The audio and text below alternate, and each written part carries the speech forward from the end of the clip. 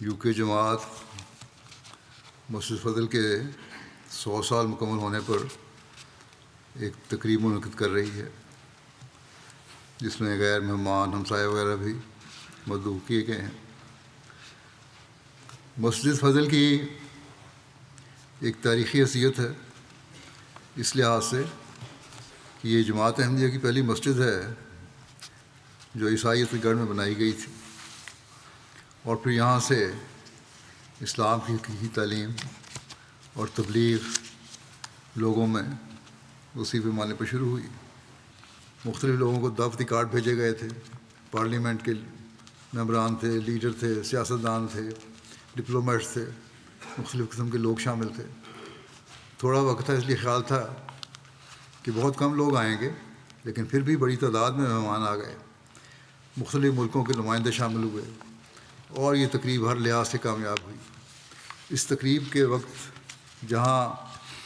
سنگ بنیاد نصب کرنا تھا، حضرت خلیفہ مسیح ثانی رضی اللہ عنہ وہاں کھڑے ہوئے، اور آپ کے کھڑے ہونے پر تلاوت حضرت حافظ روشن علی صاحب نے کی 2 صورتوں کی، اللیل کی اور اعلیٰ کی۔ اس کے بعد حضرت خلیفہ مسیح ثانی نے خطاب فرمایا، اور آپ نے فرمایا کہ آج ہم ایک ایسے کام کے لیے جمع ہیں جو اپنی نوعیت میں بالکل نرالا ہے، یعنی ایک ایسی عمارت کا سنگ بنیاد رکھنے کے لیے جو محض اس ہستی کو یاد کرنے اور اس کے حضور میں اپنی عبودیت کا اظہار کرنے کے لیے بنائی جاتی ہے، جو سب دنیا کی پیدا کرنے والی ہستی ہے، خواہ وہ کسی ملک کے رہنے والے ہوں اور کسی حکومت کے ماتحت بستے ہوں یا کوئی زبان بولتے ہوں، وہاں جا کر ایک ہو جاتے ہیں۔ وہ ہستی، وہ مرکزی نقطہ ہے جس کے حضور میں کل انسان، بڑے اور چھوٹے، کالے اور گورے، مشرقی اور مغربی کا سوال ہی نہیں رہتا، کیونکہ جوں جوں اس کے نزدیک چلا جایا جاتا ہے، اختلاف مٹتے جاتے ہیں اور اتحاد بڑھتا جاتا ہے۔ بس جس عمارت کی بنیاد رکھنے کے لیے ہم لوگ آج جمع ہوئے ہیں، وہ اتحاد اور اتفاق کا ایک نشان ہے، اور اپنے وجود سے ہمیں اس امر کی طرف توجہ دلا رہی ہے کہ ہمارا مبدا اور مرجع ایک ہے۔ بس ہمیں آپس کے اختلافات کی وجہ سے ایک دوسرے سے لڑنا اور فساد کرنا نہیں چاہیے۔ اور پھر آپ نے یہ بھی فرمایا کہ اختلاف تو ہوتے رہتے ہیں، اور اختلاف تو دنیا میں کوئی ایسی بات نہیں ہے کہ اختلاف نہ ہو، یہ تو اچھی بات ہے، بلکہ آن حضرت صلی اللہ علیہ وسلم نے فرمایا ہے کہ اختلافات رحمت کا نشان ہوتے ہیں، نقصان نہیں دیتے، لیکن جو بری چیز ہے وہ عدم برداشت ہے۔ اختلاف ہو جائے اور پھر برداشت نہ ہو، یعنی اتفاق کی حد سے بڑی خواہش، یعنی ہر ایک یہ چاہتا ہے کہ جو میں کہہ رہا ہوں اس سے اتفاق کیا جائے، اختلاف نہ ہو، صرف اتفاق ہی ہو۔ یہ نہیں ہونا چاہیے، بلکہ اختلافات بھی ترقی کی نشانی ہیں، اور اگر یہ چیز انسان میں پیدا ہو جائے تو پھر کامیابیاں بہت قریب ہو جاتی ہیں۔ پھر آپ نے یہ بھی فرمایا کہ قوت برداشت انسان میں ہونی چاہیے۔ لوگ کہتے ہیں کہ اختلاف تو بری چیز ہے، اگر اختلاف بری چیز ہے تو پھر برداشت کی کیا معنی ہے؟ اسی وقت ہوگا جب اختلاف ہوگا۔ برداشت ہوتا ہی اس وقت ہے جب اختلاف ہو کسی چیز سے، تب انسان برداشت کرے اور نقصان پہنچانے کی کوشش نہ کرے غلط رنگ میں کسی دوسرے کو۔ بس اس بات کو ہمیشہ یاد رکھنا چاہیے۔ آپ نے یہ فرمایا کہ بس جس چیز کی دنیا کو ضرورت ہے وہ برداشت ہے، یعنی لوگ اختلاف عقیدہ اور اختلاف اصول رکھتے ہوئے پھر آپس میں ایک دوسرے کے ساتھ محبت کے ساتھ رہیں۔ بے شک ہر ایک شخص کا حق ہے کہ وہ دوسروں کو اس امر کی طرف بلائے جسے وہ اس کے لیے اچھا سمجھتا ہے، کیونکہ بغیر تبلیغ کے علوم کی ترقی نہیں ہو سکتی۔ مگر جس چیز کا کسی کو حق نہیں وہ یہ ہے کہ دوسرے کے دل کے بدلنے سے پہلے اس کی زبان اور اس کے اعمال کو بدلنا چاہے، یا بعض امور میں اس سے اختلاف رکھنے کی وجہ سے اس کو تکلیف دینے کی کوشش کرے۔ یہ چیز غلط ہے، زبردستی کرنی، زبان اور اعمال کو بدلنا، دل بدلنا ہونا چاہیے۔ اگر زبردستی کی ہے تو یہ غلط ہے۔ پھر آپ نے یہ بھی فرمایا کہ مسجد اس قسم کی روح پیدا کرنے کے لیے بنائی جاتی ہے، اور اسلام نے مسجد کا نام بیت اللہ رکھا ہے، یعنی ایسا گھر جس میں انسان کا حق نہیں کہ وہ آپس کے اختلاف کی وجہ سے اس سے کسی کو نکال سکے یا کسی کو تکلیف دے سکے، کیونکہ یہ اس کا گھر نہیں بلکہ خدا کا گھر ہے۔ لیکن پاکستانی ملا آج کل یہ سمجھتا ہے کہ یہ ہماری مرضی، ہم جو مرضی کہیں، اور احمدیوں پر مسجدوں میں جانا بھی تنگ کیا گیا ہے۔ بہرحال آپ نے فرمایا کسی انسان کا گھر نہیں ہے، خدا کا گھر ہے یہ، جو اسی طرح اس کے دشمن کا خدا ہے جس طرح اس کا خدا ہے۔ قرآن کریم میں اللہ تعالیٰ فرماتا ہے کہ من ازلم ممن منع مساجد اللہ ان یذکر فی اسمہ، یعنی اس سے زیادہ ظالم کون ہے جو اللہ تعالیٰ کی عبادت کے لیے بنائے جانے میں گھر سے لوگوں کو روکے اور اس کی عبادت نہ کرنے دے۔ یہ ظلم آج کل پاکستانی ملا کر رہا ہے اسلام کے نام پہ۔ بہرحال آپ نے فرمایا کہ تاریخ سے ثابت ہے کہ رسول کریم صلی اللہ علیہ وسلم کی خدمت میں ایک دفعہ یمن کے مسیحیوں کا ایک وفد حاضر ہوا، آپ سے باتیں کر رہا تھا کہ نماز کا وقت آ گیا، اور انہوں نے آپ صلی اللہ علیہ وسلم سے اجازت چاہی کہ باہر جا کر نماز پڑھ لیں۔ رسول اللہ صلی اللہ علیہ وسلم نے فرمایا کہ باہر جا کر نماز ادا کرنے کی ضرورت نہیں ہے، ہماری مسجد میں نماز پڑھ لو۔ قرآن کریم کے حکم اور رسول کریم صلی اللہ علیہ وسلم کے عمل سے یہ ثابت ہے کہ اسلامی مساجد کا دروازہ ہر اس شخص کے لیے کھلا ہے جو خدا تعالیٰ کی عبادت کرنی چاہے، اور اسلامی مساجد مختلف مذاہب کے لوگوں کو متحد کرنے کا نقطہ مرکزی ہیں۔ اور پھر آپ نے یہ بھی فرمایا کہ اس روح کے ساتھ اور انہی جذبات کے ساتھ جو بیان کیے ہیں جماعت احمدیہ نے اس مسجد کی تعمیر کا ارادہ کیا ہے، اور اس کا میں افتتاح کر رہا ہوں۔ اور میں آج اس سے پہلے میں اس کے سنگ بنیاد رکھوں، اس امر کا اعلان کرنا چاہتا ہوں کہ مسجد صرف اور صرف خدا تعالیٰ کی عبادت کے لیے بنائی جاتی ہے تاکہ دنیا میں خدا تعالیٰ کی محبت قائم ہو اور لوگ مذہب کی طرف جس کے بغیر حقیقی امن اور حقیقی ترقی نہیں متوجہ ہوں، اور ہم کسی شخص کو جو خدا تعالیٰ کی عبادت کرنا چاہتا ہے ہرگز اس میں عبادت کرنے سے نہ ہی روکیں گے، بشرطے کہ وہ ان قواعد کی پابندی کرے جو اس کے منتظم انتظام کے لیے مقرر کریں، اور بشرطے کہ وہ ان لوگوں کی عبادت میں مخل نہ ہوں جو اپنی مذہبی ضروریات کو پورا کرنے کے لیے اس مسجد کو بناتے ہیں۔ اور میں یقین رکھتا ہوں کہ یہ رواداری کی روح ہے جو اس مسجد کے ذریعے سے پیدا کی جائے گی، دنیا سے فتنہ و فساد دور کرنے اور امن و امان کے قیام میں مدد دے گی۔ اور وہ دن جلد آئیں گے جب لوگ جنگ و جدال کو ترک کر کے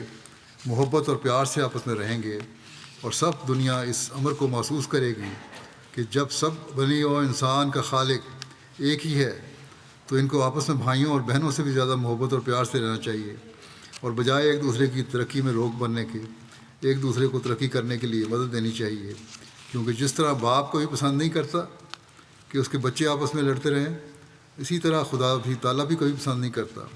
کہ اس کی مخلوق آپس کے جنگ و جدال میں مشغول رہے۔ پھر آپ نے فرمایا ایک خدا تعالیٰ سے دوری کی وجہ سے جو جنگیں ہوتی ہیں آپس میں، اس لیے اللہ تعالیٰ نے حضرت مسیح علیہ الصلوۃ والسلام بانی جماعت احمدیہ کو اسی غرض کے لیے بھیجا ہے۔ اللہ تعالیٰ سے دوری کی وجہ سے جنگیں ہوتی ہیں، اور سب کو اکٹھا کرنے کے لیے اللہ تعالیٰ نے اس زمانے میں حضرت مسیح علیہ السلام کو بھیجا ہے کہ وہ لوگوں کو خدا تعالیٰ کی طرف متوجہ کریں اور باہمی اختلافات کو دور کریں اور آپس میں اتحاد اور محبت پیدا کریں۔ بس جماعت احمدیہ خدا تعالیٰ کے فضل سے ان تمام نسلی جنگوں اور سیاسی جنگوں کو مٹانے میں کوشاں رہے گی۔ ہم امید کرتے ہیں ہر ملک کے مختلف مذاہب کے جو نیک دل لوگ ہیں ان کوششوں میں اس کے مددگار ہوں گے کہ امن قائم کیا جائے، اور اس کے آثار بھی ہم نے فرمایا نظر آ رہے ہیں، جیسا کہ اس وقت وہاں سے مختلف لوگ آئے ہوئے تھے۔ آپ نے فرمایا کہ مختلف اقوام کے معزز لوگ آج اجتماع میں ہیں، اور اس سے ظاہر ہے کہ ہم اکٹھے ہو رہے ہیں، اور آج 100 سال بعد بھی اس زمانے میں بھی ہم نے یہی دیکھا کہ آج بھی اللہ تعالیٰ کے فضل سے بہت سارے لوگ، مختلف لوگ، قوموں کے لوگ، مختلف مذاہب کے لوگ جب آتے ہیں تو یہ کہتے ہیں کہ جماعت احمدیہ کے پلیٹ فارم پر ہم سب ایک ہو جاتے ہیں۔ اس مسجد میں جیسا کہ آپ نے یہاں مسجد میں جانے والے ہیں، وہاں مسجد فضل کے نماز پڑھنے والے دیکھ رہے ہوں گے، دیکھا بھی ہوگا کہ حضرت خلیفہ مسیح ثانی نے ایک تختی بھی نصب کی تھی جس پر لکھا ہوا ہے کہ میں مرزا بشیر الدین محمود احمد خلیفۃ المسیح ثانی امام جماعت احمدیہ، جس کا مرکز قادیان پنجاب ہندوستان ہے، خدا کی رضا کے حصول کے لیے اور اس غرض سے کہ خدا کا ذکر انگلستان میں بلند ہو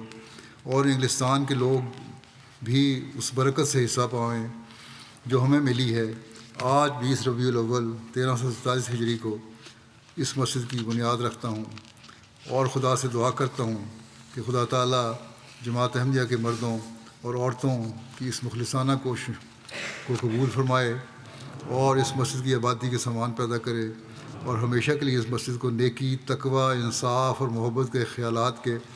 پھیلانے کا مرکز بنائے، اور یہ جگہ حضرت محمد مصطفیٰ خاتم النبیین صلی اللہ علیہ وسلم اور حضرت احمد مسیح موعود نبی اللہ بروز اور نائب محمد علیہ الصلوۃ والسلام کی نورانی کرنوں کو اس ملک اور دوسرے ملکوں میں پھیلانے کے لیے روحانی سورج کا کام دے۔ اے خدا ایسا ہی کر۔ 19 اکتوبر 1924 یہ تمہاری تحریر ہے، لکھی ہوئی پڑھ رہے ہوں گے آپ۔ اللہ تعالیٰ کے فضل سے ان دعاؤں کے ساتھ اس مسجد فضل کی بنیاد رکھی گئی اور مختلف اخباروں نے اس کی بہت زیادہ اشاعت کی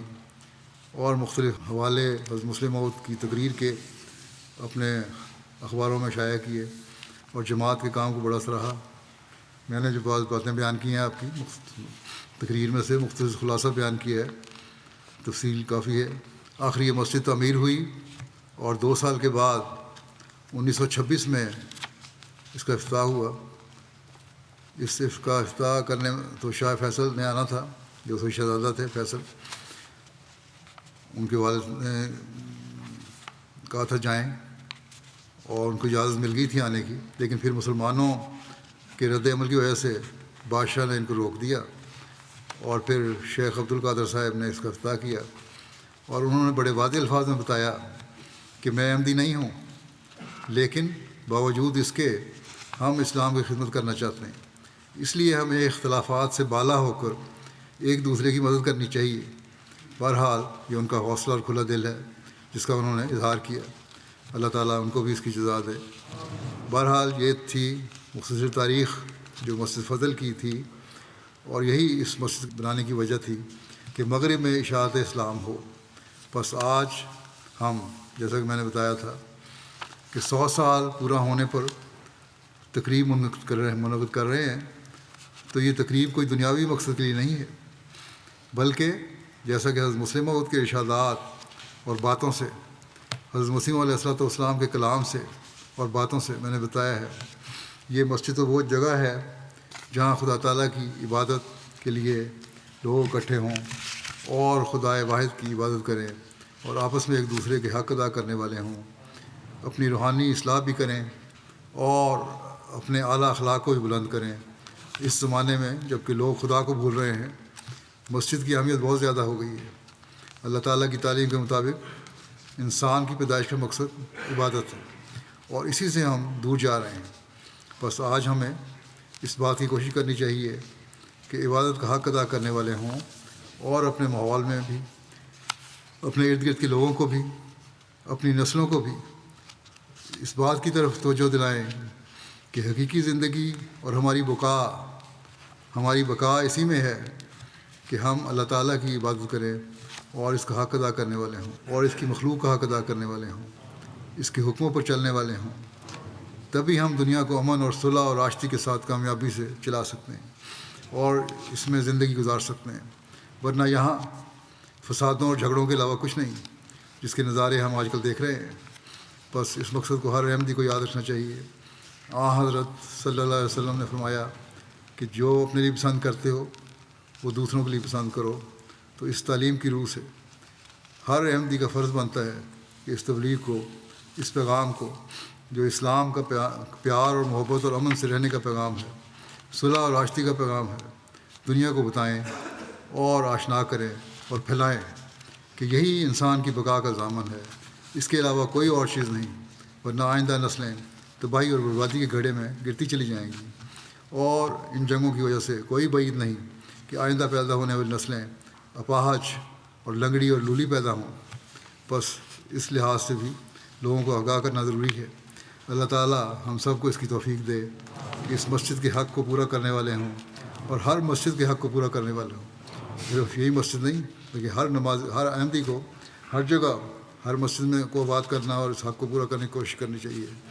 اور اپنی عبادتوں کے حق کو پورا کرنے والے ہوں۔ اللہ تعالیٰ کے پیغام کو پہنچانے کے حق کو پورا کرنے والے ہوں، اور تبلیغ اسلام کا حق ادا کرنے والے ہوں، اور حقیقی معنوں میں وہ مسلمان بن جائیں جس کے لیے اللہ تعالیٰ نے